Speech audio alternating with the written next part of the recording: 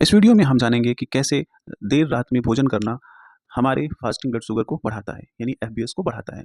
देखिए, रात के समय में हमारी बॉडी का जो इंसुलिन होता है, वो कम इफ़ेक्टिव होता है, ज़्यादा सक्रिय नहीं होता है।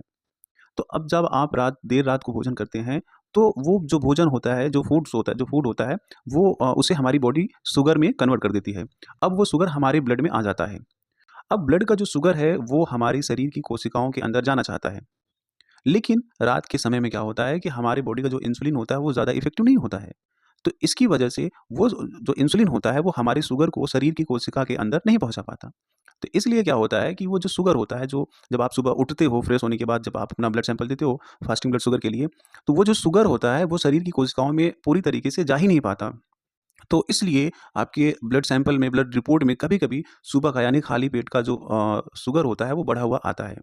तो आप हमेशा ध्यान रखें कि शाम को ज़्यादा मैक्सिमम 7:30 यानी 7:30 तक आप खाना अपना रात का डिनर कर लें।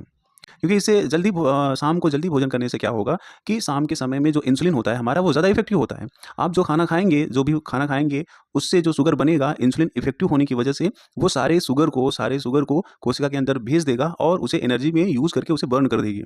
तो जब आप सुबह उठेंगे, फिर अपना ब्लड शुगर चेक कराएँगे, सैंपल देके चेक कराएँगे, तो आपका नॉर्मल आएगा। कभी-कभी ऐसा भी होता है, लेकिन हम इस बात को ध्यान नहीं देते हैं कि लेकिन और फिर उसके बाद वजह से हमें चिंता होने लगती है कि हमारा तो फास्टिंग ब्लड शुगर हाई रहता है। तो इस बात का भी ध्यान देना है कि आप सिर्फ़ मीठा खा रहे हैं, इसकी वजह से क्या कहते हैं, आपका फास्टिंग ब्लड शुगर बढ़ रहा है या शुगर बढ़ रहा है, ये नहीं। आप कितने समय में खा रहे हो, आप कितने टाइम पे खा रहे हो, ये भी मैटर करता है आपके बॉडी के अंदर जो ब्लड शुगर होता है। तो आप कोशिश करिए जल्दी से, अगर आप एक डायबिटिक पेशेंट हैं, तो आप कोशिश करिए कि आप 7:30 तक आप शाम को खाना अपना डिनर कंप्लीट कर लें। और खाना खाने के बाद आपको ये नहीं है कि आपको सीधा लेट जाना है, यानी कि सो जाएँ।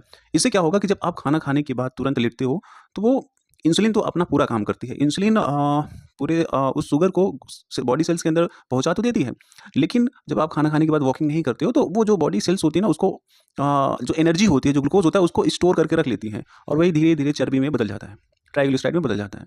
तो आप खाना खाने के बाद वॉकिंग, थोड़ा-सा 10 मिनट की वॉकिंग करें।